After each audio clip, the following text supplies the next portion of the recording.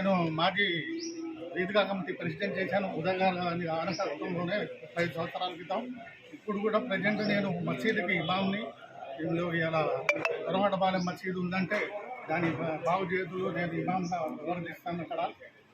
ఇప్పుడు నేను ప్రజలకి సెలవు ఇచ్చేది ఏంటంటే, మన మతతత్వ పార్టీలకి ఇది చేయకుండా మన ఉదయభాను గారు బడుగు బలహీన వర్గాల ఆశాజ్యోతిగా నిలబడి మన అన్నదండల కోసం చాలా రాష్ట్ర ఇది ఉండాలని, మన నియోజకవర్గం ఏమో బాగా అభివృద్ధి కావాలని ఆయన పగలు రాత్రి కష్టపడుతున్నారు. పొద్దున్న బయలుదేరితే మళ్ళీ ఎప్పుడో 1-3 ఇంటికి వస్తారు, మళ్ళీ 1 గంట రెస్ట్ తీసుకుని బయలుదేరిపోతే ఏ రాత్రికి వస్తారో తెలియదు, అంత కష్టపడుతున్నారు.